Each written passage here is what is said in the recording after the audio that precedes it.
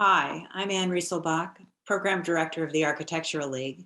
Welcome to the first of 4 nights of presentations by this year's Emerging Voices. This series is made possible through the generosity of the program sponsors, and on behalf of the League, I'd like to sincerely thank principal supporters Elise Jaffe and Jeffrey Brown. Additional support for the Emerging Voices program is provided by public funds from the New York City Department of Cultural Affairs in partnership with the City Council and by the Next Generation Fund of the Architectural League, supported by a group of past Emerging Voices and League Prize winners. Architectural League programs are also supported, in part, by public funds from the New York State Council on the Arts with the support of the Office of the Governor and the New York State Legislature, as well as by the members of the Architectural League. Please consider joining the League. You can find membership information on our website.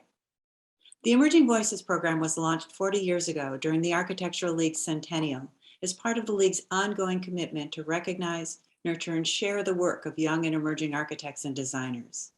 Each year, the Emerging Voices jury selects 8 practices based in the United States, Canada, or Mexico through an invited juried portfolio competition that recognizes talented individuals and firms with a distinct design voice and a body of accomplished work that has the potential to influence the disciplines of architecture, landscape architecture, and urbanism. To learn more about past and recent winners, including lecture videos and interviews, please check out the League's website. This year, the jury reviewed a particularly accomplished field of candidates whose work demonstrated the breadth of contemporary practice. Many entrants thoughtfully addressed pressing societal and environmental issues, employing a broad range of design strategies to effect change. The jury identified multiple modes of compelling architectural engagement, historical, typological, technological, and community-based, during the 2-step process of selecting this year's winners. First, evaluating work and design statements from about 50 firms to create a short list of candidates, and then reviewing more extensive portfolios from about 20 finalists. We are grateful for the time, considered expertise, and enthusiasm of the 2022 jury, Ursula Crippa, Paul Lewis, Zach Mortice, Mark Nouveau, Rashida Ng, Shalina Aubert, Susan Scott, Saidi Springal, and Sarah Zoide. Tonight's program moderator, jury member Zach Mortice, is a design journalist and critic based in Chicago.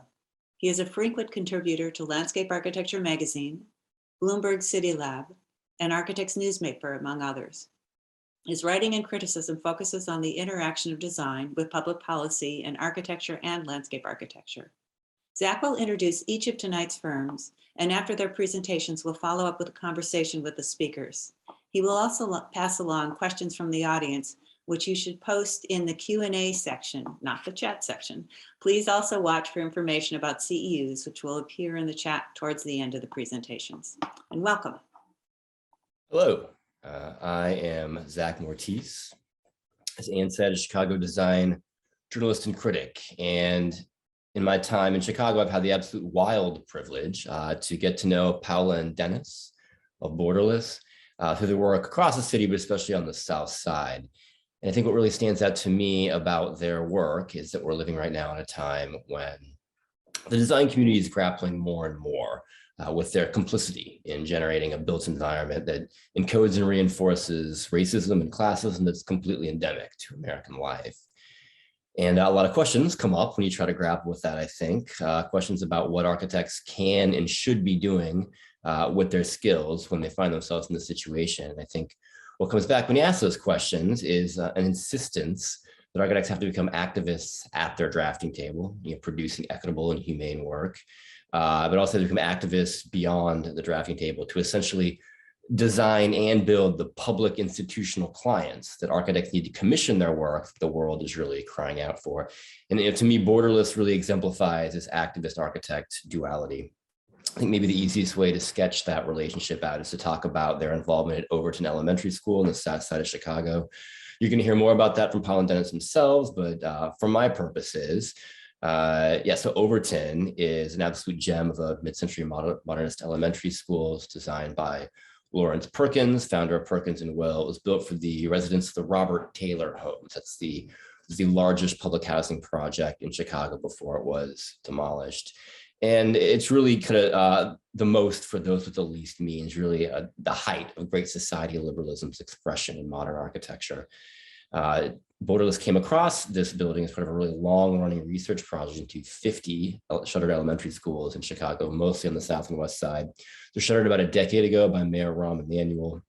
It's the largest mass closure of schools in American history. And so around Overton, Paola and Dennis and Borderless, they really kind of galvanized a community and a constituency around this place. It's been used as a forum for architectural biennials and exhibitions, but also as a hub for food distribution during the outbreak of a deadly pandemic that threatened vulnerable Black and Brown neighbors that Borderless has worked so diligently with. This is a place where Borderless has brought together youth, neighbors, associated nonprofits, together with really the entire spectrum of the design community in Chicago. This really spectacular piece of mid-century modernism design is really where the architectural world in Chicago meets the South Side, which is a neighborhood like many that suffered dismemberment and atomization at the hands of civic officials, planners, and architects themselves sometimes. I think what's most important about what happens at Overton is that this meeting happens entirely on the South Side's own terms. This isn't designed following capital, as it so often does, to help the rich get better returns on their investment. This is designed as a public expression of communal identity and solidarity. And that sort of thing is always really beautiful and tenuous when that spell is cast, and I hope it can last as long as possible. And while I'm quite upset to have to share Paola and Dennis with any other city, I know that anywhere they are, they understand that community engagement is a model for how, in order to deal with any of the crises that imperil our existence, architects have to step off of their pedestal of detached technocratic expertise and take their lead from the masses. That's something they're really good at.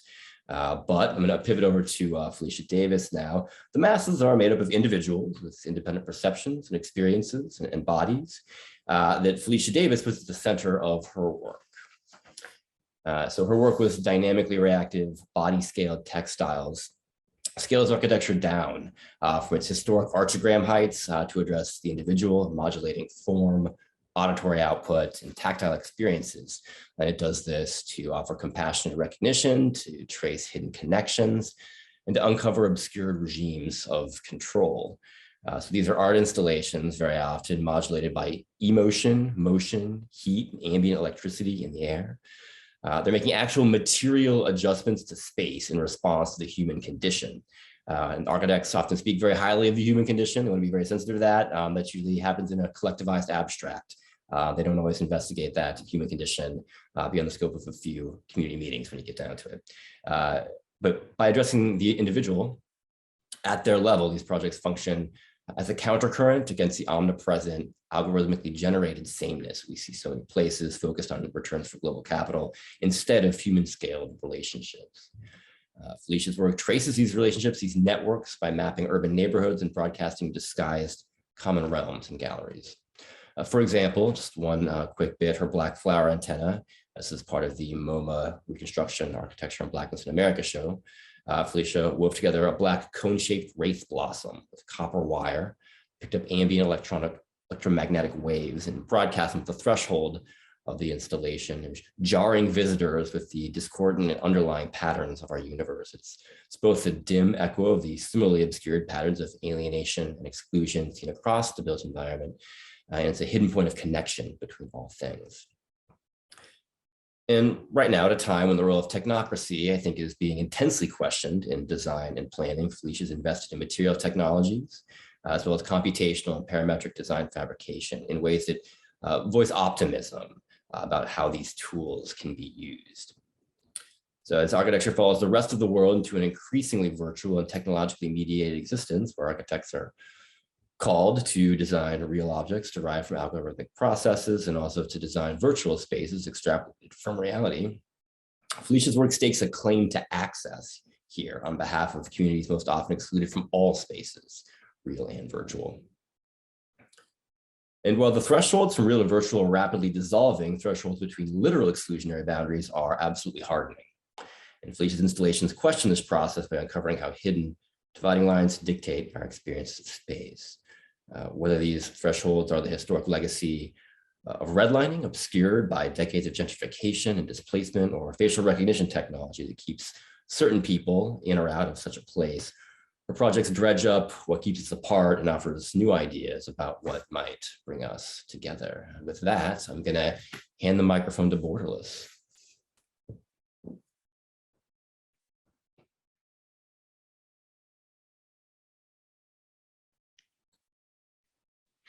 Hello, I'm Paola Aguirre Serrano. I'm an urban designer. And I'm Dennis Milam. I'm an architect.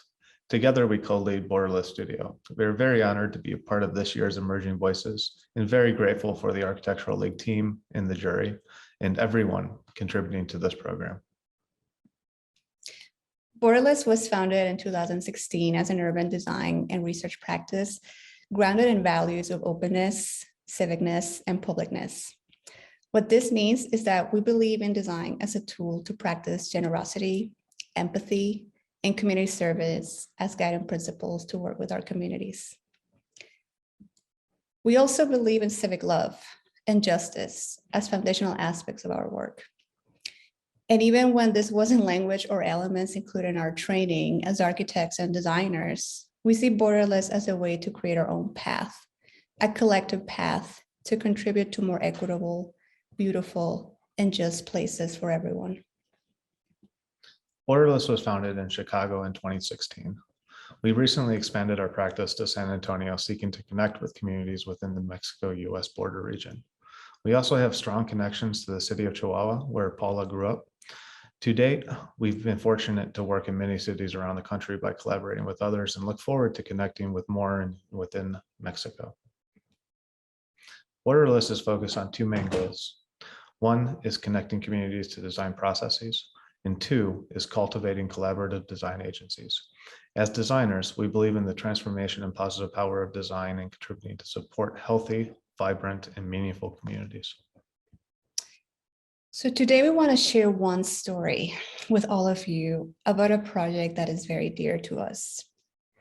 This was, in a way, one of the first projects that we initiated in our practice as an integration of actionable research, community organizing, and civic engagement. But foremost, it's a project that leads with the idea of collective imagination to create meaning together, to make space together. This image is showing the south side of Chicago, looking north over the Bronzeville neighborhood, located about 3 miles south of the downtown area with its iconic skyline. At the forefront of this image is the former Anthony Overton School, sitting at the intersection of 49th Street and Indiana Avenue.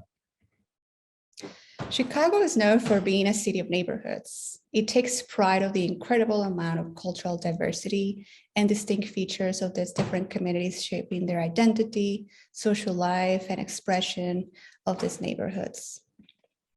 But Chicago has also been shaped by inequity, racism, and segregation.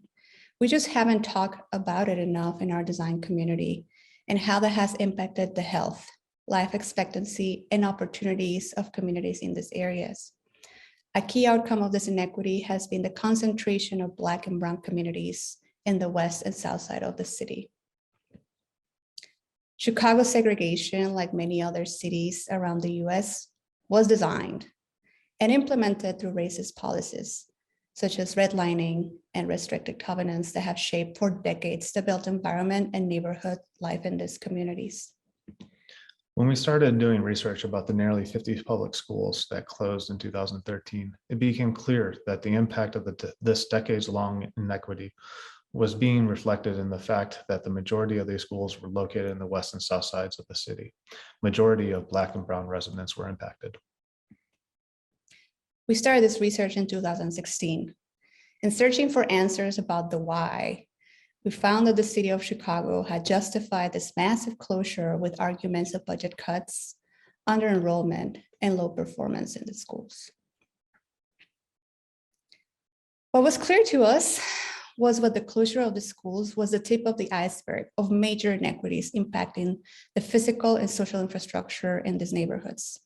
And once more, taking away resources from the communities that needed the most investment. It became clear that the scale of the harm caused was unprecedented, and the energy and effort that would be required to address this challenge would need more than traditional planning efforts. 3 million square feet of building space, over hundreds of acres of land across 25 neighborhoods. It was not only the numbers that were striking to us, it was also that all these places were being deprived of life that became part of the urban space of these communities. Imagining what it would feel like to see these boarded and closed buildings in the heart of these neighborhoods. This research and documentation process gave us an opportunity to reflect, not only thinking of these buildings themselves, but also of all the school grounds and all the outdoor areas surrounding the school buildings that once were full of students, teachers, staff, and parents. School buildings varied from 20,000 to 160,000 square feet. Some of them had been serving their neighborhoods for over 100 years.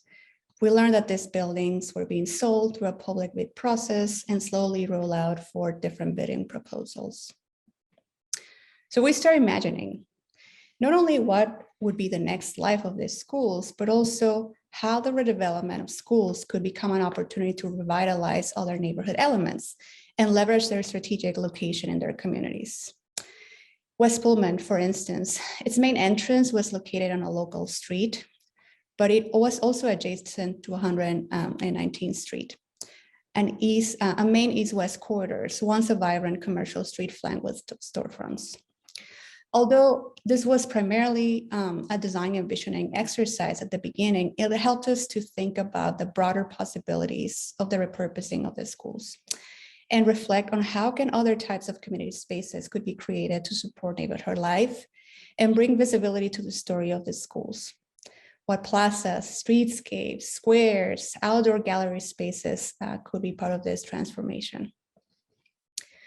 All this inspired Creative Grounds, a multi-year community-led platform dedicated to keep track of the schools and document the transformation, imagining and implementing ways to keep the schools active during this in-between timeline of the redevelopment process, and connecting with local efforts and support with design ideas, community-led repurposing efforts. Creative Grounds was also a platform dedicated to ask the question, how might art, design, and architecture create a more inclusive and equitable process for our closed schools? Creative Grounds was not only a critique of the inequity that we have become aware of, it was a way to bring visibility to this issue and create creative opportunities for collective discussion and to spark imagination about the future of social infrastructure in Chicago.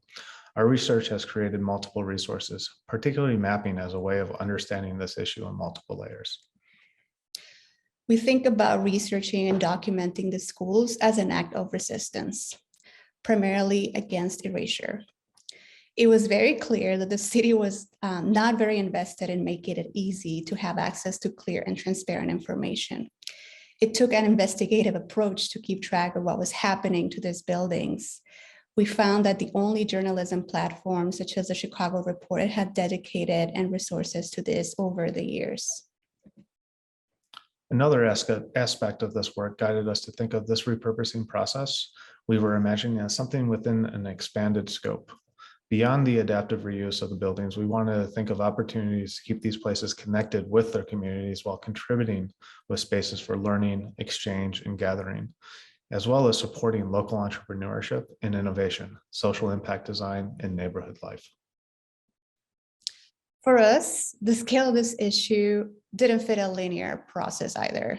And we created a framework that helped us to try multiple forms of sharing, learning, connecting, activating, documenting in a cyclical effort. And so we have tested different forms, scales, and places for exhibitions, installations, and activation projects to bring visibility to the story and create a shared narrative to address the still pending issue. Each one of these closed schools has a story that needs to be told and amplified. These schools witness so much life, love, and care. These communities deserve public and civic resources and investment that supports their self-determination. If it's not possible to keep them as schools, how do we create and support the spaces and processes for these communities to decide their future and have an active role in their repurposing?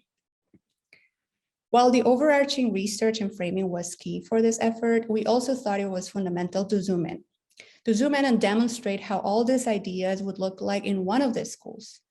We were very fortunate to have connected in 2016 with Gian Foreman and the Washington Park Development Group, who bought Overton in 2015. Former Overton Elementary is located at the corner of Indiana Avenue and 49th Street. The building was designed by Perkins and Will and opened in 1963. The building design reflects the influence that modernism was having in public schools in the 1960s. After closing of the schools in 2013, one of the first tasks that the Chicago Public Schools did was to physically remove the signage with the names of the school. This act of erasure not only left a void within the community fabric, but also removed a historical figure from the neighborhood, in this case, Anthony Overton. Anthony Overton was a notable business and civic leader in Chicago. Overton moved to Chicago in 1911 from Topeka, Kansas, relocating himself and his business, the Overton Hygienic Manufacturing Company.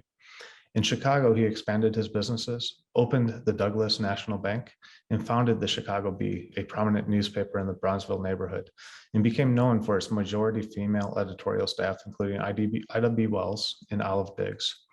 His legacy also includes giving this neighborhood the name of Bronzeville, also known as the Black Metropolis. The 60s were a very influential time, not only featuring key social movements for the US, but also for urban planning, architecture, and neighborhood infrastructure. Schools were at the center of urban transformation and highly influenced by modernism, new technologies, and ideas of the future of pedagogy that led to the design of new building typologies. Overton School represents one of these iconic examples. The school is organized into three-story blocks, with the fourth block allocated to the gymnatorium. The predominant glazing within the classrooms provided for abundant daylighting, as well as operable sashes to provide natural ventilation. The blocks are connected with glazed hallways that serves to break down the overall scale of the building along the block. Overton School became the opportunity to prototype some of these ideas. We have spent significant time drawing this map that you see here on the screen now, and we thought, what if we put the map of Chicago at Overton? To put Overton on the map of Chicago. Chicago Extra Large, a map that measures 90 feet by 120 feet, was installed on the parking lot at Overton, which started this journey. For the past 4 years, Creative Grounds has partnered with the Washington Park Development Group and has hosted dozens of collaborative creative projects, including art and design installations. Overton also provided the opportunity to shift from research to activation. While we were documenting and keeping track of all these schools, multiple studies and reports, public bids, purchases, including the very low prices of South and West Side buildings and redevelopment processes, we also had a chance to test ideas at Overton for a collective activation, and we have done year after year since 2017. Workshops, walks along the hallways, exhibitions, more recently a mutual aid market, all of this that reflects on the history of the school, celebrates its legacy, and introduces its studio identity while testing new program ideas. Creative Grounds has connected and engaged hundreds of neighbors, community members, including residents, teachers, students, youth, dozens of artists, designers, and citywide and local organizations. We have supported design interventions, provided space for others to experiment, and broadcasted community stories that reflect the past, the present, and imagined futures of Bronzeville and our closed schools. We have invested in creating a space for everyone, a space for caring, a space for belonging, a space for dreaming, everything emphasizing and doing it together. Over the years, we've been trying multiple approaches of community engagement. Creative Grounds is an initiative that seeks to celebrate collective work in many different forms. This is guided by an annual theme, and it's deployed through community days as a key component of Creative Grounds framework, a series of monthly activations in the format of community events during the summer months. Projects, Interventions here shown are showcasing different stages, different stages of development and other forms and points of access for engagement. There's always an opportunity to connect with the project at Overton. There are also multiple opportunities to hang out and make space together. From ideation, including workshops or co-creation with hands-on activities, indoor celebration when projects are completed to reach a milestone. Community days over the summer have been very different every year. But the framework that we created has allowed us to be responsive, adaptive, and collaborative in different ways and capacities. Through Creative Grounds, we've had the opportunity to share the story of Overton with national and international audiences, as this project has been selected twice as a feature site as part of the Chicago Architecture Biennial. Designers from around the world have had the opportunity to collaborate with local students, with local partners, and local organizations. It all started with a map, Chicago Extra Large. The vision of the map installation of Chicago was beyond the drawing. Yes, the geographic representation of closed schools across 25 neighborhoods in Chicago was important, but what was more important was to imagine collectively how this place, a simple parking lot in a closed school in the south side of Chicago, could become a place full of life once again. Overton for us is a place of learning, of growth, connection, experimentation, although we could not have done any of this work alone. This is a true landscape of collective work, of collaboration. Over 50 designers, 35 community organizations and groups, and hundreds of individuals have left their mark on these grounds. Whether it's for an afternoon of a hands-on arts making activity, or having a meal in the yard, or hosting a workshop, or taking care of the gardens, Overton is alive. And we take pride of this while the team keeps assembling the dollars, the capital to reach its complete redevelopment. One recent and memorable project was commissioned by the Center for Neighborhood Technology, CNT, who asked us to create a demonstration project addressing climate change and cultural resilience. For this project, we focus on bringing visibility to this report and the impact of flooding inequity affecting primarily Black and Brown communities.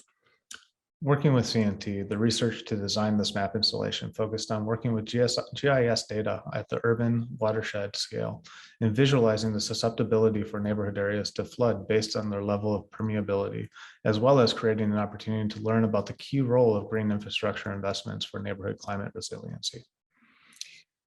In addition, for this project to being developed during the middle of pandemic, we were able to collaborate with another architecture design group, site design group, another practice based in Chicago, to also build demonstration rain gardens as part of a larger green infrastructure efforts in Brownsville. This map installation was not only a technical graphic, it was much more complex to draw than the Chicago map, but also was a piece for reflection and collective dialogue about climate and cultural resilience with the core team and the dozens of volunteers that contributed to its completion. And here you're going to hear more about the team and their voices. In order to thrive, a community can't be constantly faced with destruction. If our neighborhood is always flooding, their houses are being messed up, their businesses are being messed up. It's impossible to grow when you keep having these setbacks.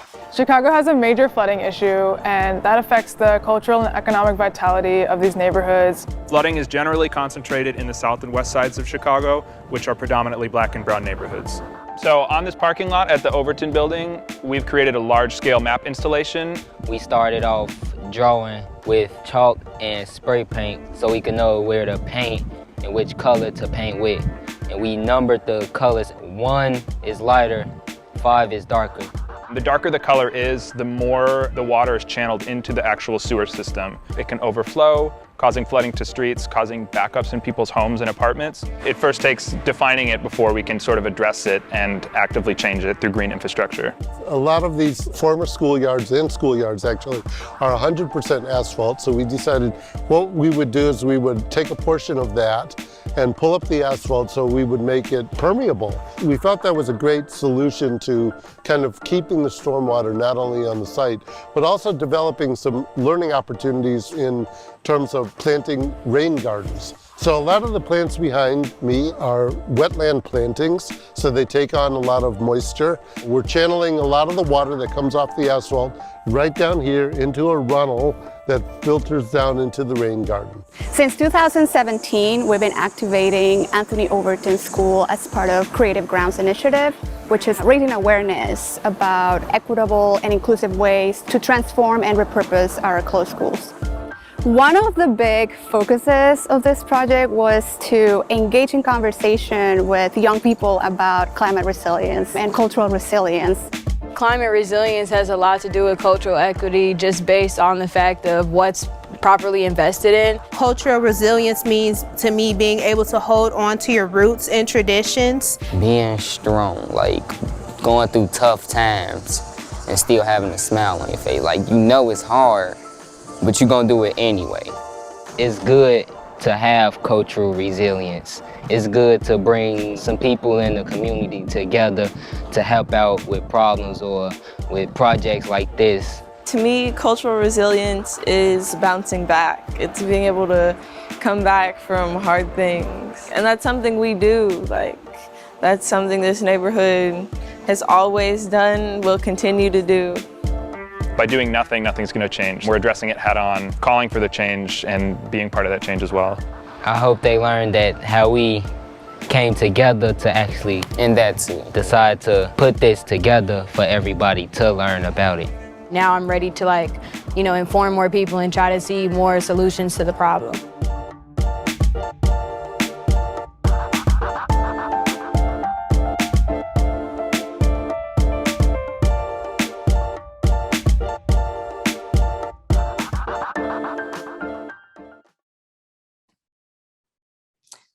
We are often asked, what is the innovation at Overton?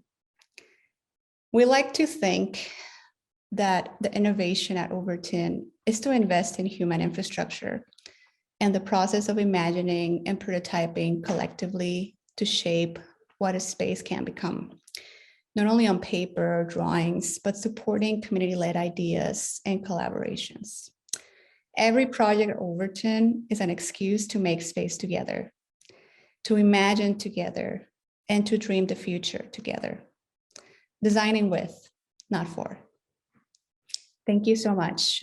We look forward to this conversation. Thank you.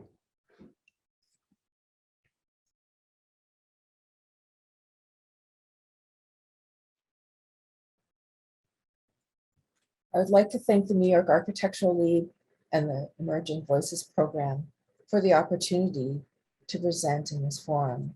I'm very honored to be here and look forward to the conversation afterwards.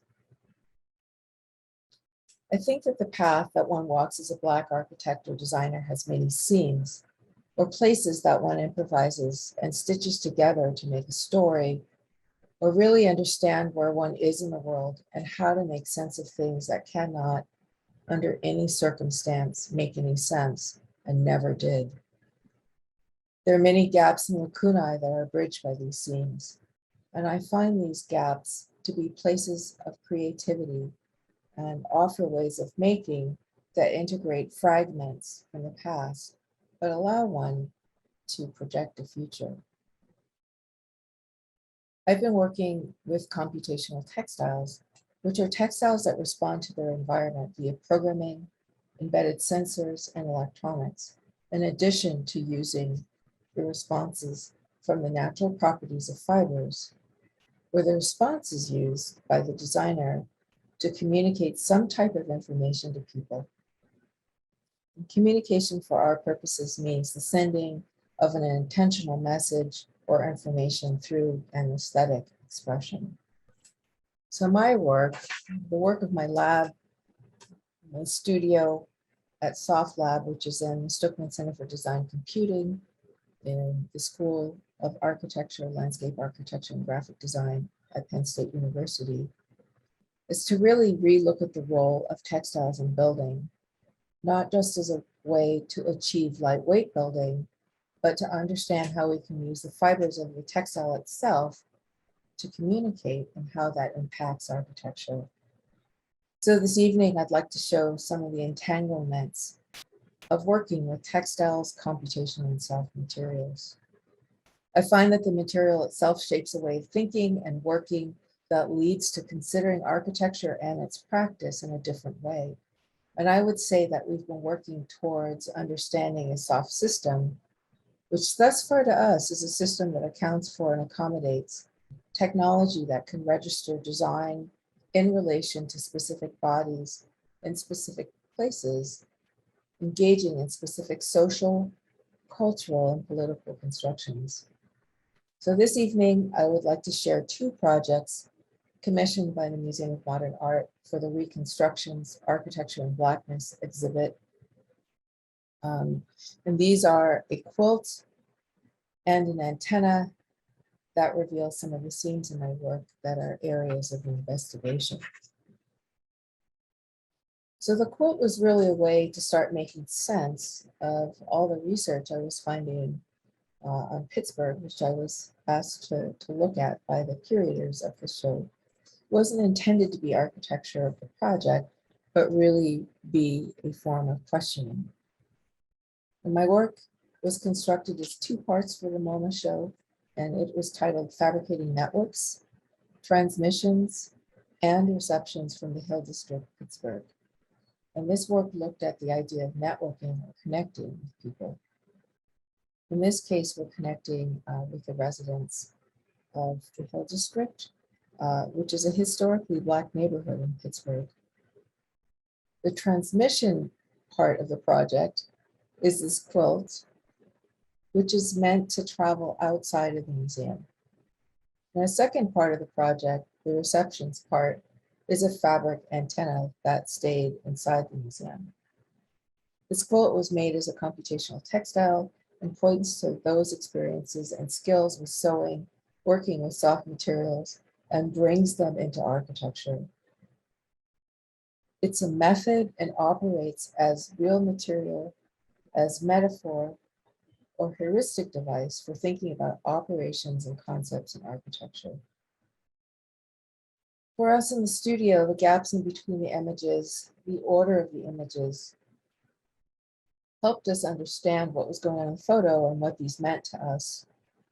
And sewing down to close the circuits of the quilt really signaled another part or phase of understanding and working with the quilt.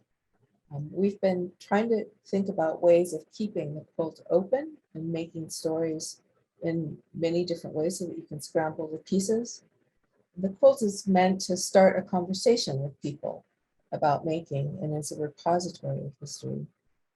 When touched, the copper in each panel activates a speaker that tells a story of what happened in the panel. And we'd like to work with people in the Hill District to include their own photos and their own stories to the quilt, which we see here as a seed. So this was meant to be our emotionally connected and networking material that we saw was as important as bricks and mortar. And so really we saw this as constructing material. Unfortunately, that did happen because of COVID, but now that COVID is receding, or at least we can manage it, we plan to take this on the road as part of another project that the BRC is running called the Unmonuments. And moving from deciding what piece went where, a second layer of circuits closed the story on the back of the quilt. And again, as I said, we were looking for ways to keep this open and allow us to put the pieces together in a different way that would allow us to see other stories within the project. We wanted to do this using quilt making and craft, and an example that you can see is here, shown in a project that is done by my graduate student, Farzana Abhazian, and she calls this the circuit game. And basically, this game is used, or she wanted to use it to help teach people how to work with electricity and to close or open circuits. And so what you see here are pieces that are connected together with copper rips up nylon and conductive fabric coated with stainless steel that allows the electricity to pass through. And the idea is to close the circuit and light up an LED along the pathway. And so these are some of the pieces that she made from felt, and carbon fiber, and other scraps that were in Soft Lab. And she also invented a kind of plug and play system here where you can snap pieces together or hook them together or pin them together. So I think this is a really useful technique for what we want to do with our Unmonuments project when we take this on the road. So this particular panel is a detail that speaks to how I set up my lab at Penn State. The lab is a way of foregrounding and the making experiences that many of us had as kids and still have working with soft materials. And these materials really call for another way of fabrication and thinking about architecture that connects both to the scale of the body, because we often start by making things like clothing and then can think of moving up to very large scales of architecture. And working this way returns you to the specifics of your body, not some abstract body that you're building for, but a particular body. And for this reason, there are really a couple different, two different directions of research that we work on. The first direction is more architecturally traditional, where we look at using textiles for sheltering. And these are projects like tents, shade structures, etc. The second direction is looking at the human body in space and trying to understand the potentials for rethinking what architecture could be by understanding the augmented and sensing body in its environment. And these projects are materials that you wear on your body or use the body as part of its system. And here you can see, as a kind of pointer towards that, you can see I sewed copper on the skirt of a young woman in this course. And a scene like you see in this picture was a very familiar scene to me growing up. And I felt that many things that I've been thinking about came from this well of knowledge about soft materials. That interest was seated inside at our family dining table, typically in the summers with my mother, my sister, and my Aunt Ruth, who came to visit from Chicago. And Aunt Ruth worked in the ER and wanted at one point to be a fashion designer and took lots of fashion courses in the evenings after her work. And she taught us how to sew beautifully. We always had the most incredible, beautifully crafted, fashionable clothing because of my Aunt Ruth. And although we never wanted for anything, we made many of our own clothes. And the connecting around the dining table was an important part of kind of being in touch with each other and understanding in our family. So it was an important time in our family. That clothing and the making of elegance by how you carried yourself and what you wore was a way to transport you to somewhere else, to fight back, to take on other identities, to understand the world in a different way, and to dream. And this image shows 1100 Wiley Avenue in the Hill District, Pittsburgh, and is undergirded by Teenie Harris, a Black photographer. This is his photograph underneath the copper, who took photographs of everyday Black life in the Hill District and other Black neighborhoods and other neighborhoods in Pittsburgh.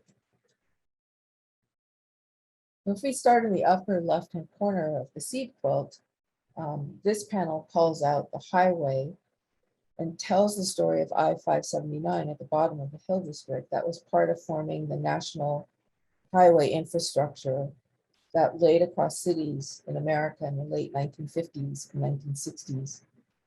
For Pittsburghers and many other American citizens in other cities, the problem now is how to reconnect, downtowns across these highway infrastructures into neighborhoods that are now highly valuable, that were neighborhoods and still are neighborhoods where people of color and Black people live. So the area that you see in the photograph is now 28 acres of parking lots and sits empty in the middle of Pittsburgh. And they're in a quandary of what to do and how to reconnect downtown with this part of the Hill District. And at the time, this was done to make way for a civic center.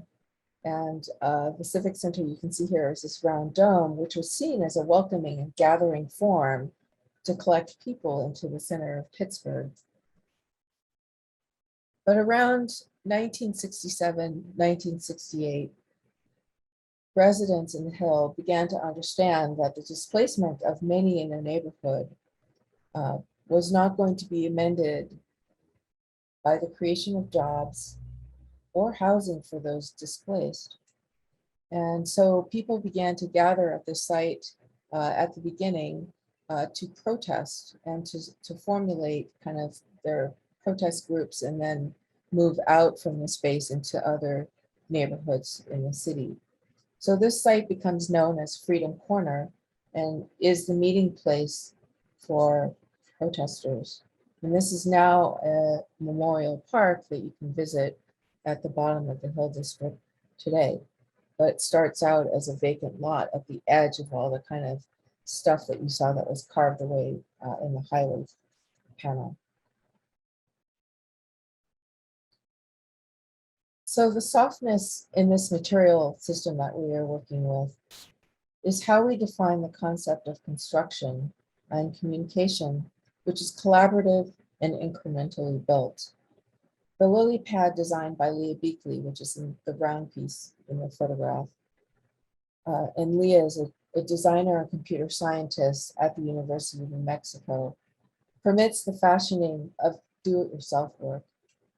This is supported by a network of online tutorials and programs. And the network is also part of what we understand to be the material.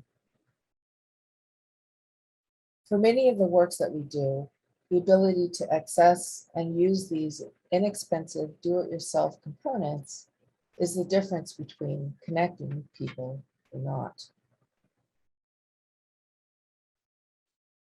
The reception part of the project is what I call the flower antenna and is located or was located in the museum. And the flower antenna spoke to those invisible networks formed by electromagnetic waves and really started out as a series of drawings. We did these drawings to understand what there was in Pittsburgh using the tools that we have as architects to do so. But again, I did not want to fix anything or provide a solution to the problem of the 28 acres of parking lots that are still there. So while using the tools of mapping, tools that we use for claiming property, we asked if a drawing could be something else. Could we reclaim drawing to make it something else? So the antenna was basically about not putting something on the site. Well, I'm not sure what's happening now. I know that there were many and that there are many people on the ground in Pittsburgh who have been working a long time, if not decades, to plan what they want to see happen in their neighborhood. So thus the project that we did about Pittsburgh is about reception and about listening and trying to connect. These drawings became more about making and understanding this kind of invisible, ephemeral city that floated above the physical city of Pittsburgh. Drawings also function as dreaming. This drawing is called Scene of Fabrication 1 to emphasize active construction of the antenna in the space. And that dreaming is now. The map of Pittsburgh below the elevation is encrusted with lace and other textures, so it's nearly gone. And instead, the idea is to show a maker space in the drawing, in the gallery, a self-making space. This is another drawing we call Scene of Fabrication 2, also a self-making space.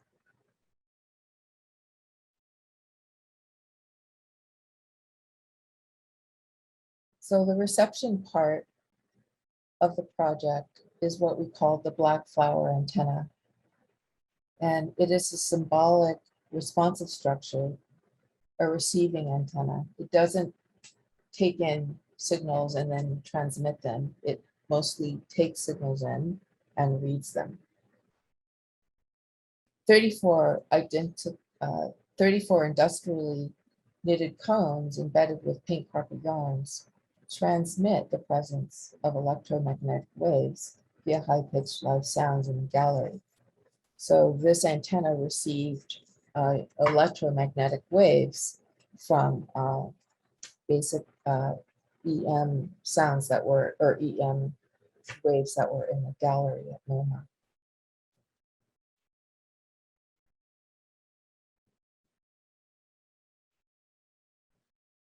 The black flower antenna uses the medium of electromagnetic waves as a metaphor. And this metaphor derives from Christina Sharp's concept about the wake as a disturbance that is created behind a ship moving through the water. And in her book, Sharp discusses a wake created by slavery that remain as ships cross the Atlantic Ocean with human property. The flower antenna links to an invisible urbanism floating above and through the city on electromagnetic waves. And these waves are a new global ocean, and traversing it in our everyday practices is as perilous as crossing the Atlantic of the Middle Passage. Will all bodies be slaves in these global waters? Who will be seen and who not? What new but invisible boundaries are being constructed in this electromagnetic city? All our bodies lie in its wake. So the underbelly of the antenna shows the pink copper embedded yarn, which is what permits the collection of the invisible electromagnetic waves in the gallery. I chose to work with these EM waves because you cannot see them or even hear them. You have to tune in to what is there, and you have to really move the antenna around to select the electromagnetic wave that you want. Electromagnetic waves are always here and have always been here. And a quote, "We are bathed in these waves, TV, broadcasts, probably telepathic messages from other minds deep in thought." This is from Invisible Fields, Geographies of Radio Waves. Or as Richard Feynman writes about the inconceivable nature of the number and types of electromagnetic waves that we are intersected by and live in, but do not realize. It is all really there. We plan to continue this work of positioning the antenna and playing with interaction between human bodies and the piece, which we did not have the opportunity to do at MoMA because MoMA's amazing installation team put this up with us by Zoom during COVID. So the museum was shut down for COVID and they put this up with us by Zoom. The form of the flower was selected to give us an opportunity to study the gradient of parametrically sized cones.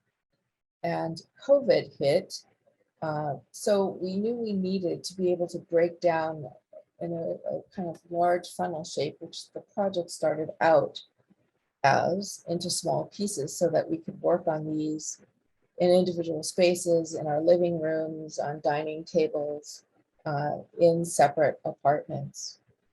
And this kind of breakdown into these cones that you've seen in the video that just went by allowed us to do that. So the geometry basically was made so that we could handle it and work in a socially distanced manner and everyone could stay well.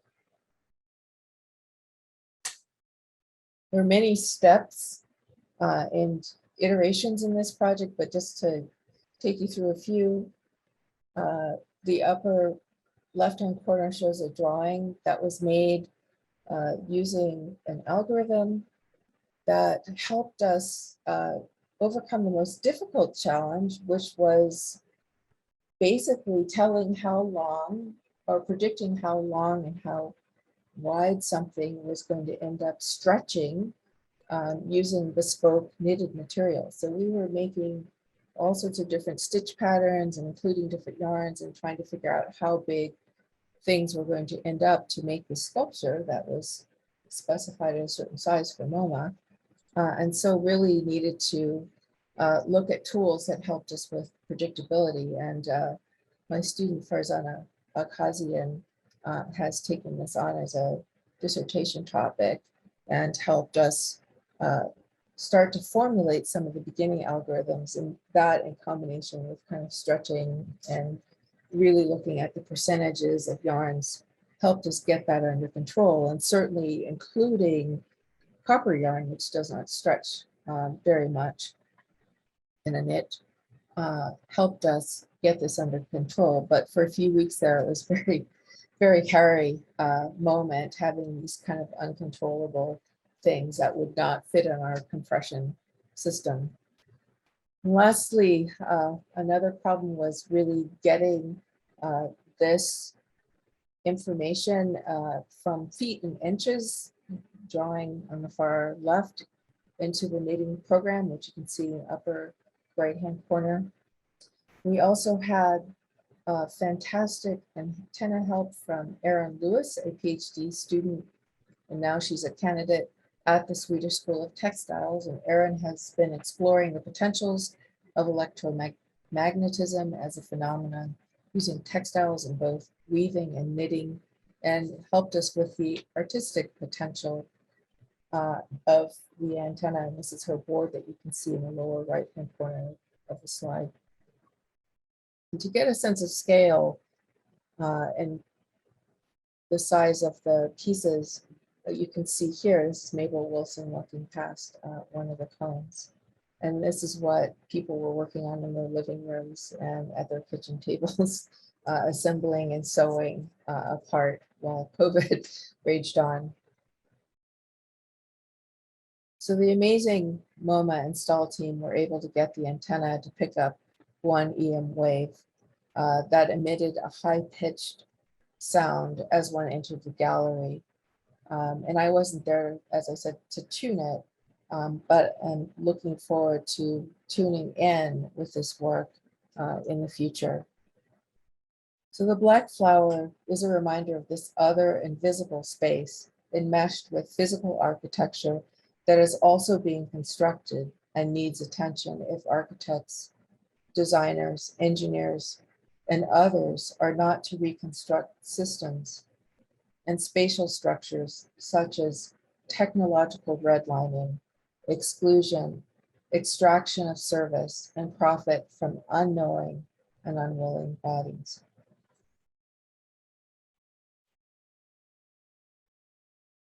It remains to us to craft devices to tune in the poetic break of time, if we hope to survive together. And I'll leave you with a video of the sound of the piece in the gallery.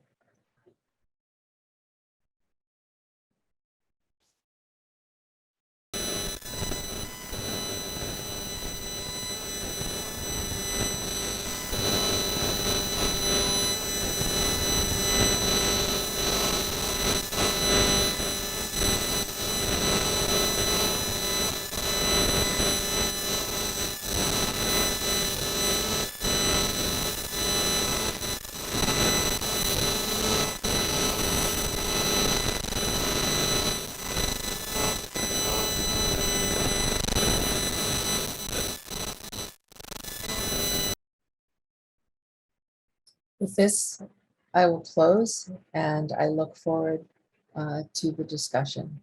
Thank you.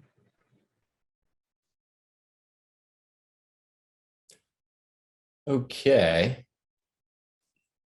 Hello, Borderless. Hello, Felecia. Yeah, let's have a chat. Let's dive in here. Before we get in earnest, I want to encourage everyone watching in through their Zooms to drop off a question in the Q&A window. Definitely want to hear from you. I'm going to be checking it all the time, constantly, close eye. So you want to pass the microphone to as many people as possible. But let's dive in. I'm happy to get the ball rolling here.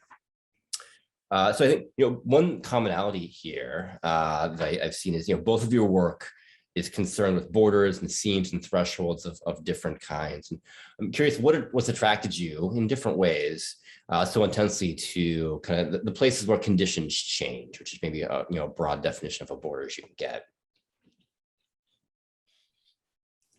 Do you guys want to go first? No pressure on this question. Well, I was reflecting on this question because, we are, the only constant is change, right? And so how it's inevitable to be attracted to how things are changing and thinking, how do we use our practice to challenge paradigms of movement, like who is able to move where and how and in what direction. I feel a lot of the work that we do is challenging what you say you can't do, or challenging what you're supposed to be doing as a designer. So we I think very intensely about what places it's worth investing energy, right? Like where do you put the limited energy that we have as humans, and thinking of, where is a space that doesn't have enough visibility for an issue that we all should care about? Yeah, I love that answer. I would say, to answer your question, Zach, that I would say that seams or borders feel like home.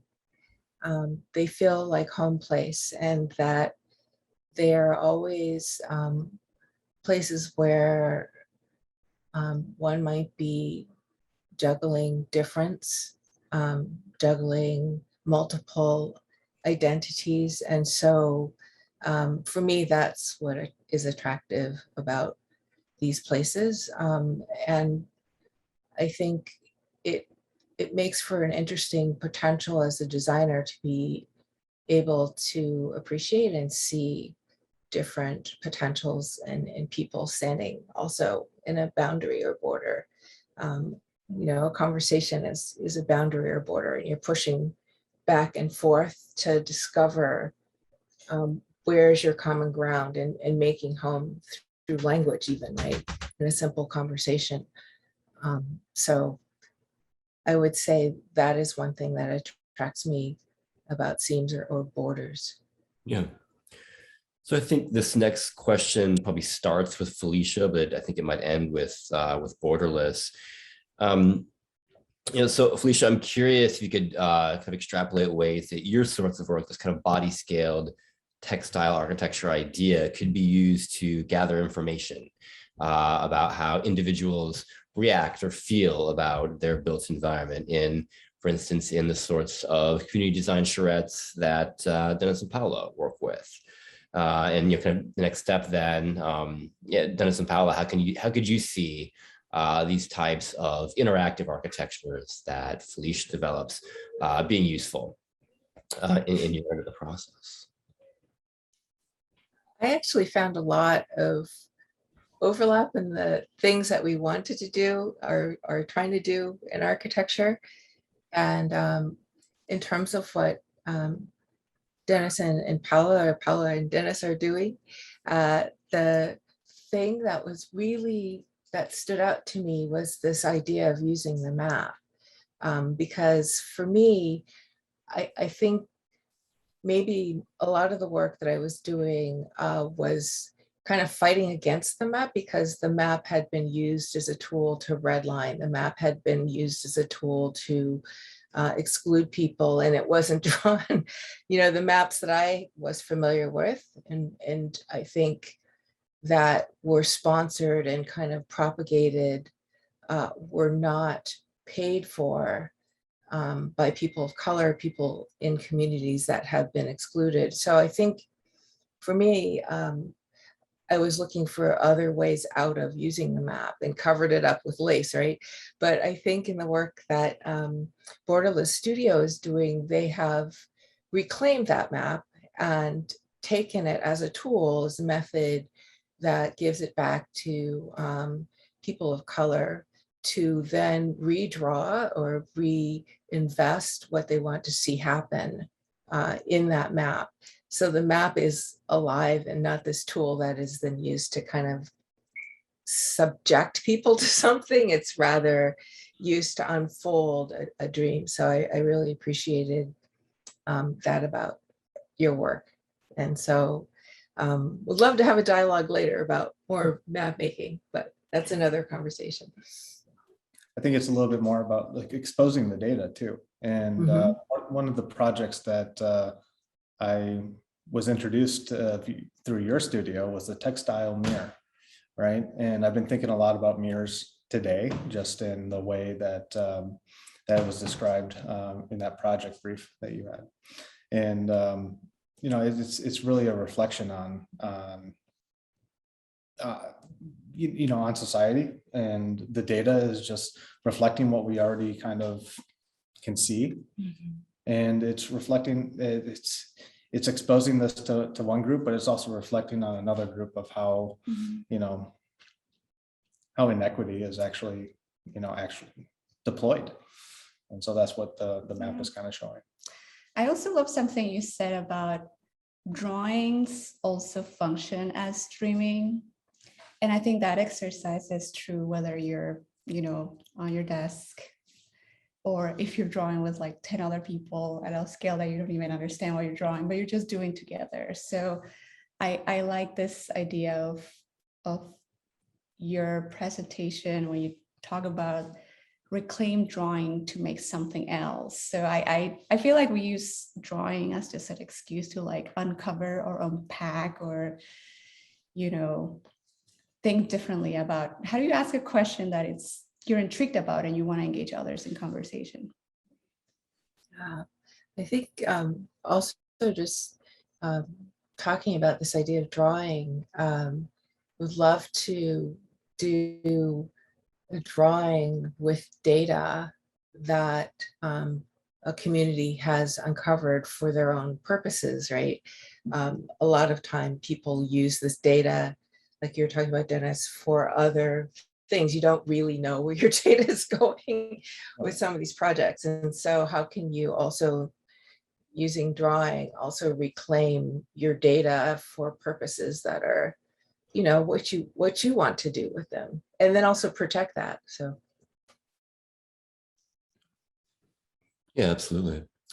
So yeah, one question that popped into my mind just as this conversation is unfolding is this kind of broad populist idea of bringing design to a public or the public that doesn't usually have access to too much, and especially not, you know, kind of quote unquote rarefied capital A architecture. And I mean, I think certainly both of your bodies of work kind of aim to break that dichotomy down and approach it differently. You know, obviously, Felecia, you're interested in, you know, these are almost kind of like enveloping architectural environments that are made of, you know, these tactile textiles. And, you know, Dennis and Paola, obviously, you're kind of interested in engaging with a public that doesn't usually get access to architecture within a specific and underserved kind of architectural, cultural, racial milieu. And I think today, thank God, you'd be hard pressed to find anyone who thinks that's a silly thing to be doing or a bad thing to be doing or a counterproductive thing to be doing. That gets good reviews from all quarters these days. But I'm interested in the why. What's the real utility of this? I mean, you know, the group of us could, you know, talk about architecture in terms of kind of formal and object-oriented outcomes and have a great time. How useful is that beyond kind of the immediate design community? Yeah, what's really the utility and agency of this kind of democratization of design as you guys practice it? Kind of a similar aims with very different kind of materials and purposes and methods. Oof. No pressure. Thursday brain, you know. Full disclosure, you know, we introduced ourselves last week between Felecia and ourselves to just understand. And I think the topic of capital A architecture was a moment within that discussion. So to hear that kind of being brought back here is interesting. So. One reflection I make a lot is, as humans, we create this we invent ourselves methods of separation and distinction, right? Like we want to distinct each other from each other. Political boundaries are one way, like this is the line, you go there, I go here.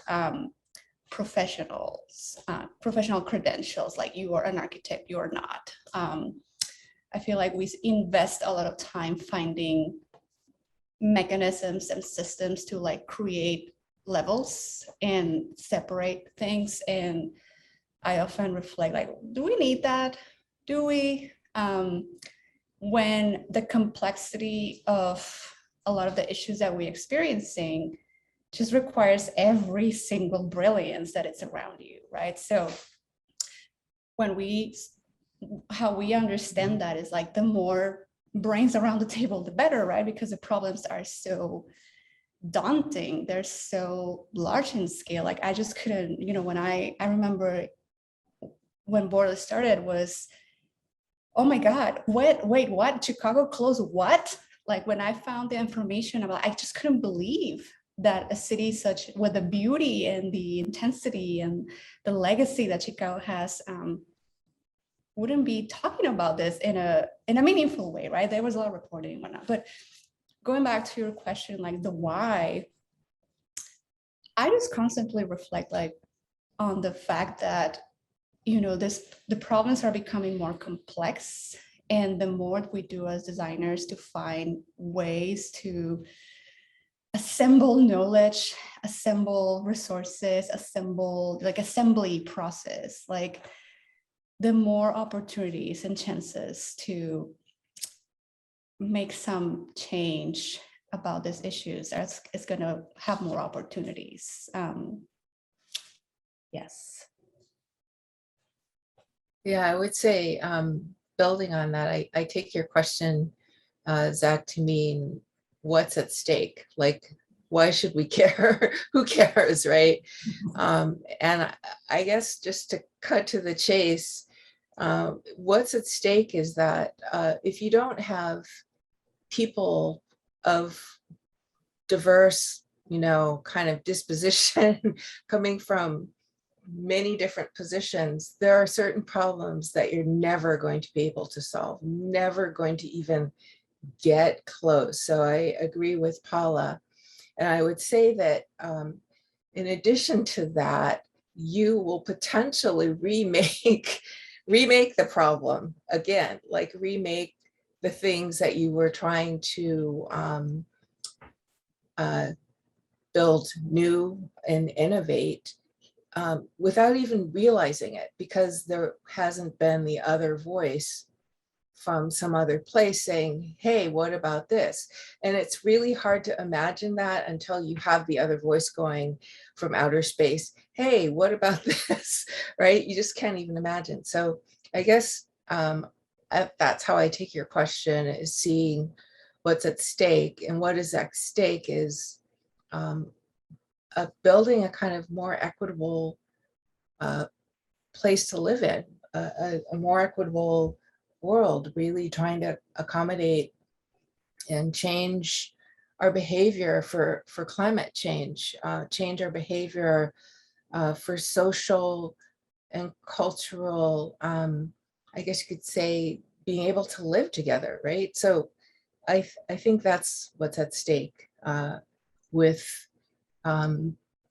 why have these design charrettes with people in the neighborhood? Why include people that normally in architecture you wouldn't hear from them? So that's how I take your question.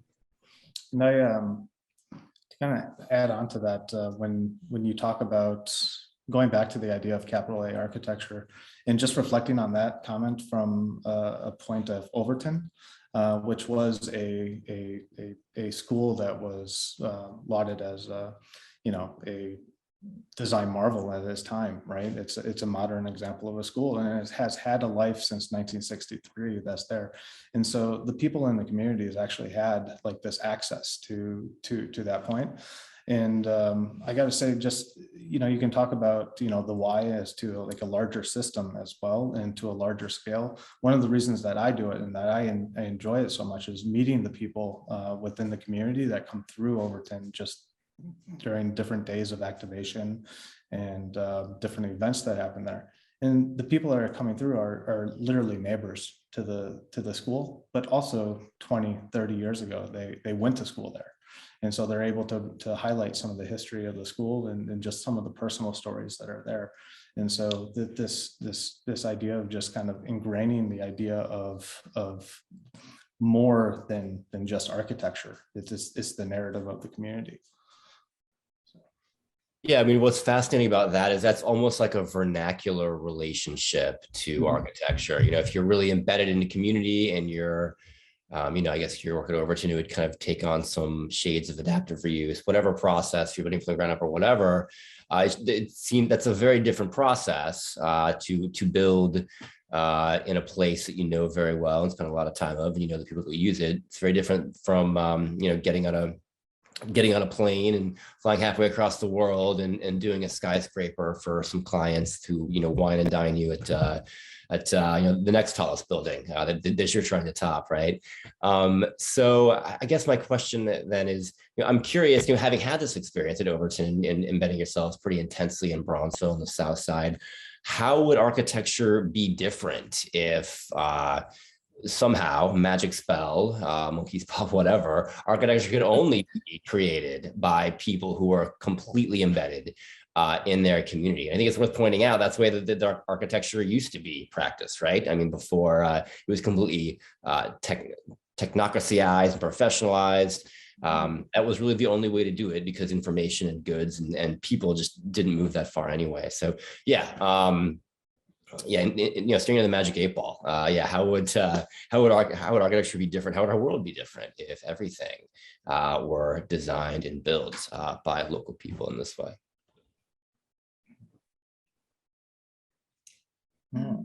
Well, you know, we made reference to, and I feel like the reference of Overton as an example is it was important for us to look at the broader research, right, and then like zoom in. That was important, right? Like.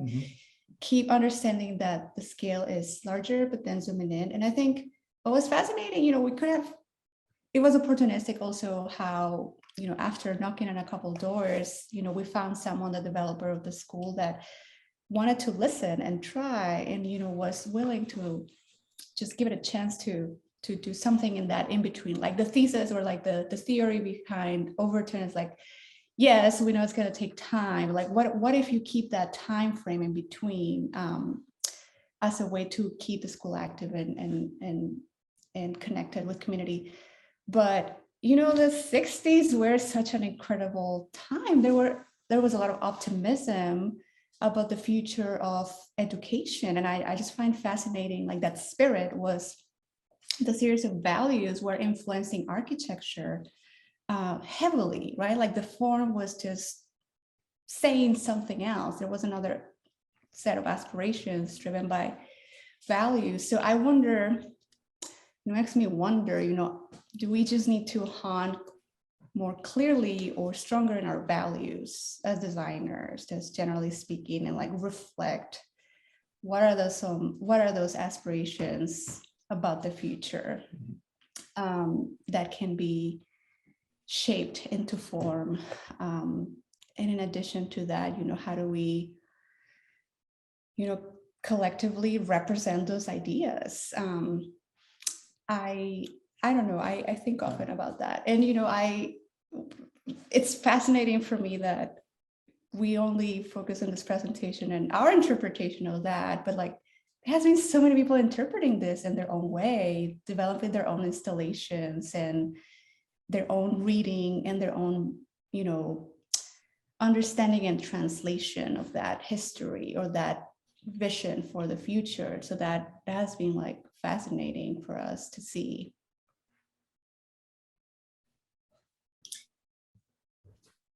Absolutely. Can I Bring it on, pour it on. can I say something about that? Because I like the prompt. I think it's really interesting. I would say that we're in a time when it's possible to imagine building locally, but our networks are so connected and dispersed across the globe now because of technology. And it's not going away, but that we can have an aspiration of building locally, but also using technology, right? Using these kind of far-flung networks. You can call somebody up and go, I want to use this environmentally, I want to make this concrete in a way that uses local resources. How can I do it? And you can call somebody in Sweden, right? You can get on Zoom with somebody in Sweden and they can help you with that. And that makes it possible to be local. Like there are these weird conditions that we have now that are, to me, really fascinating. So I love the prompt, and I think it definitely it's maybe like the idea of global expertise, local experience, I guess would be kind of like the bumper sticker to put on your hybrid car. Sure, yeah.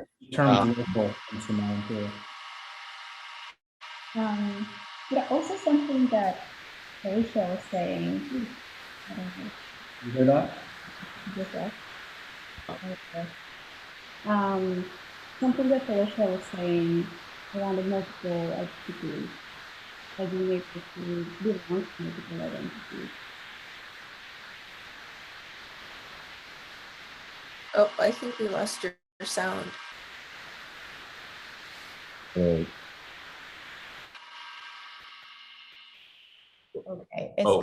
Yes. What is it?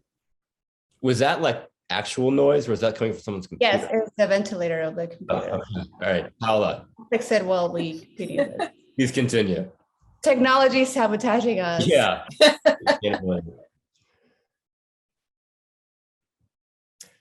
Okay.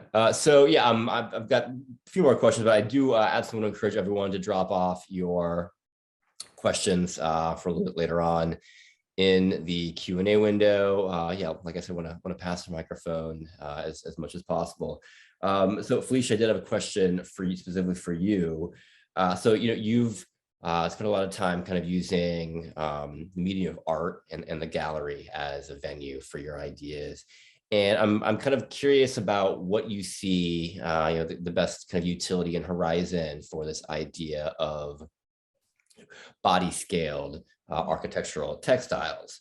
Wearables are a big thing. Some people can gather up a lot of venture capital doing wearables lately, right? They don't quite work like all the ones you're looking at, but I'm just kind of interested in, playing futurist, where you see this going, maybe some of your ideas that are maybe most applicable to everyday omnipresence, consumer omnipresence, and maybe kind of which of your projects are conceived more specifically to be kind of provocations in some level of abstraction, or do you want to see it all on the shelf and on our bodies? I think I definitely see that the idea of a wearable could be taken out and scaled up, and that one could look at working with people in community to learn more about their neighborhoods through things that are kind of invisible, things that they might not be thinking about. But once you kind of are able to collect the data about it, you can begin to do something about it. I don't necessarily, I'm not necessarily thinking about selling that to some venture capitalist person right now, really interested in understanding what this could mean for people working in communities to improve their communities. So that would be the direction I would take any wearable, or putting something on someone's bike or body. There are lots of locations for these.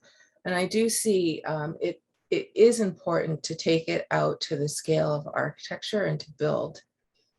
testing these. And so I am interested in testing, for example, the idea of a threshold, making a building that does question, provoke with facial recognition technology or other technologies that architects are not necessarily building into their buildings, but come along with the building once it's built. It kind of gets added on, right? This is kind of another layer. But what if we actually thought about it up front? So I am definitely interested in taking this to another scale and building, having thought about it. And again, really looking for working a scene. In other words, looking for places where we're not thinking about what rights are lost or what happens with our data, and thinking about forming a building that can either make people aware of this or change the way that it's done. So I don't know, that may seem kind of big and vague, but those are what I hope to do. So anyway, in a nutshell. Yeah, so Felecia, kind of a follow-up question here. I'm curious about your thoughts about our ability to democratize technology, or at least to appropriately manage it when we're inviting it into new venues in new medium, like with an architectural scale body wearable textile, for example. I mean, I think we're all pretty aware of how creepy it is that Amazon sells us these spy camera devices you put to like make your delivery person dance when they drop off your package, your goodies. But the other side of that, I mean, if you look at, there's a war in Ukraine, and I think the TikTok videos people are posting about what's happening there is going to, in terms of sheer information, is going to overwhelm reporting of any conflict in the globe, perhaps ever. And that can be used to good ends. So yeah, and kind of between those two, what are your ideas on our ability to drive this process in an equitable and humane way, and hopefully not be overcome by the churn of technology and capital? Yeah, I think being overcome by the churn is really something that is hugely important and could definitely happens. Like, we all get tired of being online. We all, our brains need a rest.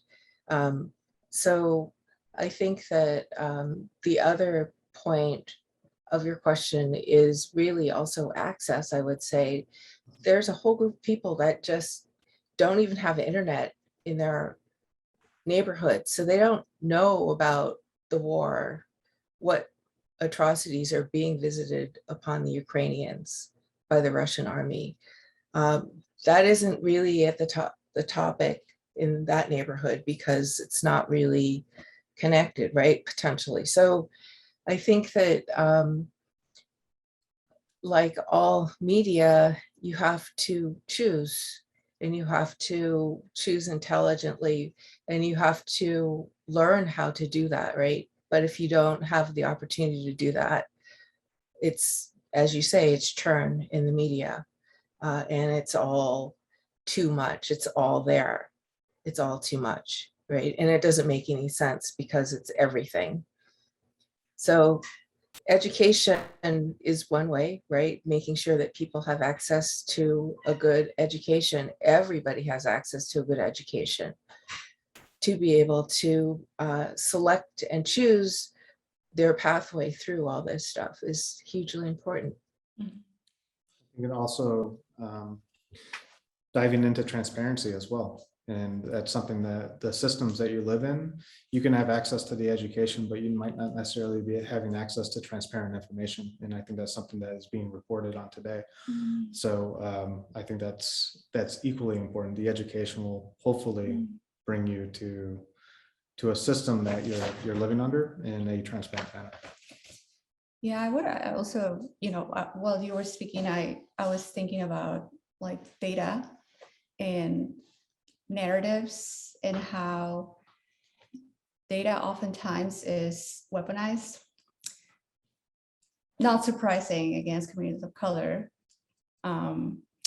And how do we reclaim the spaces to create our own narratives and tell the stories that we want to tell? When, you know, the schools closed, the city and Chicago Public Schools was using data to justify, because we believe data is the ultimate, you know, driver, right, of decision-making process. Quantitative data, not qualitative in this case. But, you know, how do we, I was writing while you were speaking, like reminder of the invisible. Like there are things that sometimes we choose to overlook, and how do we choose as designers, or, you know, just as people who are intervening and noticing things, to tell stories about the things that we are being aware of. Yeah. So this next question is for both of you. I'm curious if you consider your work a utopian project at all, and if yes or if no, if utopian projects are even particularly relevant to architecture and design and urbanism right now. Felecia, what do you think about that one?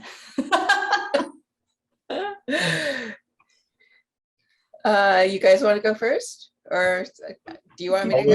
I can go. I got an answer. I definitely, yeah, I have it. Okay.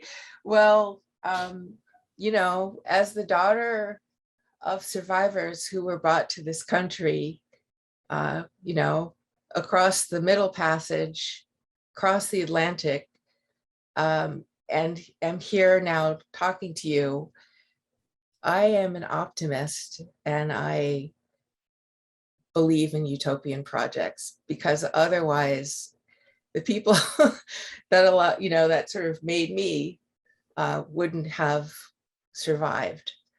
And so I answer that from the personal, but the personal is political, and I believe in that. So yeah, utopia, absolutely. It's absolutely necessary for survival, and pushing forward to find something better. That's what I believe. So yeah, I'm not for nihilism and despair. So anyway, that's my 2 cents. I would say, you know, I don't know if the work that I would do is utopian, but we definitely are on the side of imagination. Like I just want to believe another way is possible, and I think that's a motivation in itself. But also, you know, I speak about dreaming and call to action, and like, how do we mobilize? I've been really lucky to, you know, work along community organizers in Chicago and seeing, you know, working with other, again, collaborating with a different set of skills, and thinking, yes, how do we fight for the things we love? And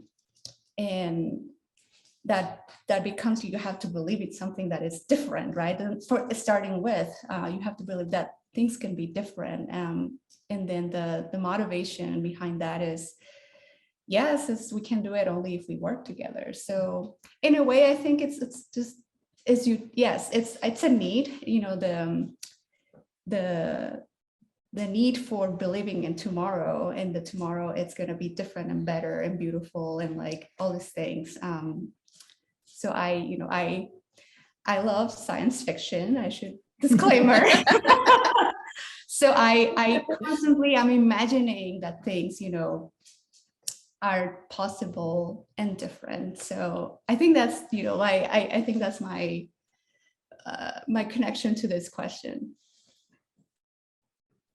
Yeah, absolutely. I mean, architecture is inherently kind of a vision of the future, right? And if you can't make that, even just in your own imagination, seem like a good place, you should be doing something else. So before I'm flooded with questions from the audience, I do have a few more queries right here. You know, Paola and Dennis, I'm curious what your advice is to other architects and designers when they approach you and say, hey, I really admire what you're doing. How do I get involved like you guys have been involved? How do you get involved with community activists, with local neighbors that are not usually served by the architectural establishment? Yeah, what are the first steps to get into the places that really need architect services most of all, which often have the least means to get them into their communities?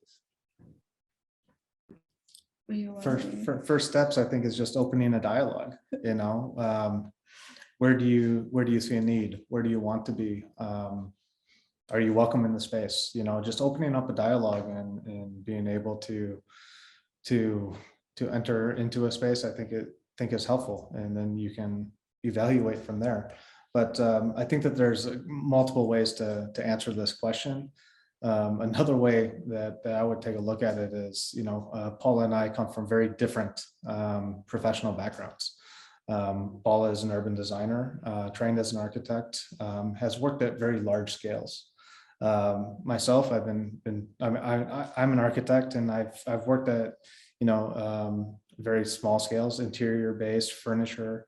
I've looked at, you know, I've worked on high rises, you know, overseas, and so like I come at it from a different perspective, and sometimes more of a technical perspective. And how do you actually operate? What is the processes? And I tend to look at the process maybe sometimes a little too heavily, but then I also look at the nitty-gritty details, right? And so, but I think that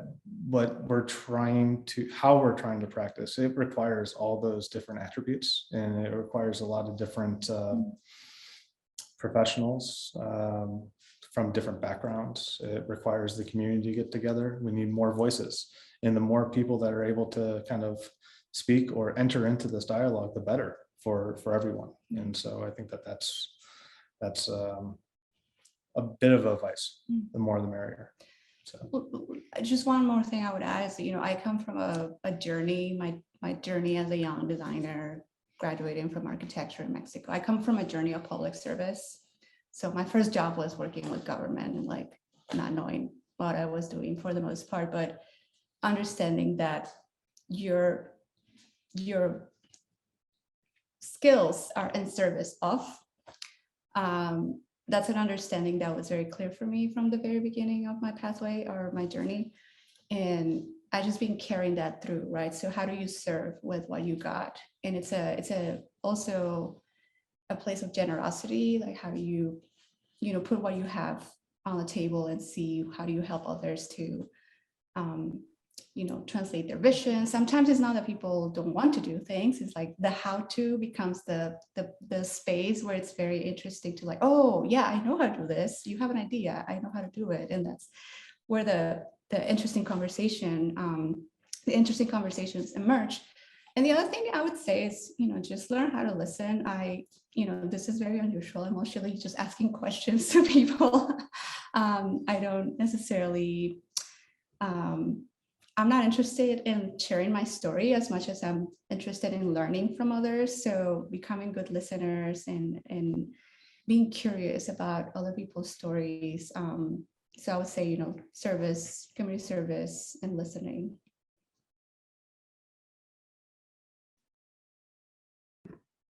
I just want to ask, what's a recent development in the design and architecture world that gives you hope?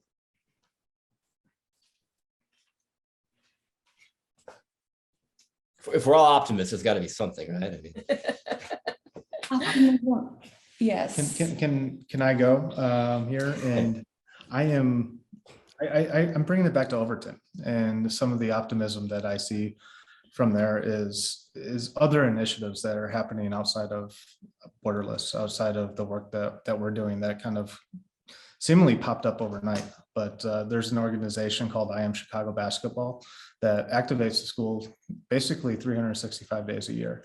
And the organizations they basically opened up the gym to different leagues and different age groups to practice basketball, play in leagues, and do what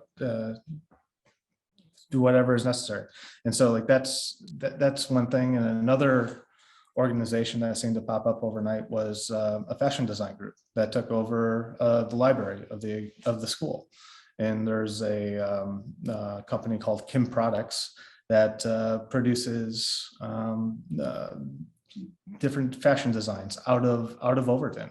And so like there's these different incubation spaces that are already happening as we speak. And so that gives me a lot of optimism that something that is as simple as this school building, which is a complex thing, but as simple as this closed school is actually creating a lot of ingenuity and creativity and entrepreneurship. So I think that gives me hope.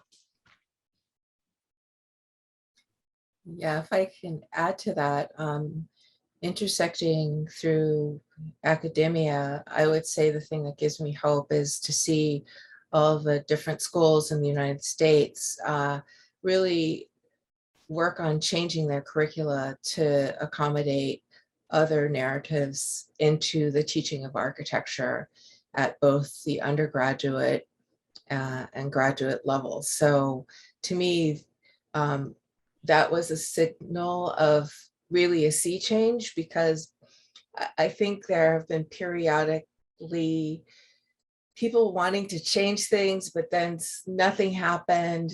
There would be talk and then stuff would kind of disappear, but this is different. People are really changing their curricula, and I think we're going to have a really interesting generation of architects following upon this really tumultuous time. And the other thing I would say that gives me hope is I see a lot of architectural design firms, large architecture firms such as Perkins and Will, reaching out to architects of color, people of color, to hear their perspective on architecture. So I see things happening and changing that hadn't before in my lifetime. So I'm encouraged. Absolutely. Yeah. Lots of places to flex our optimism. And you can't take that for granted.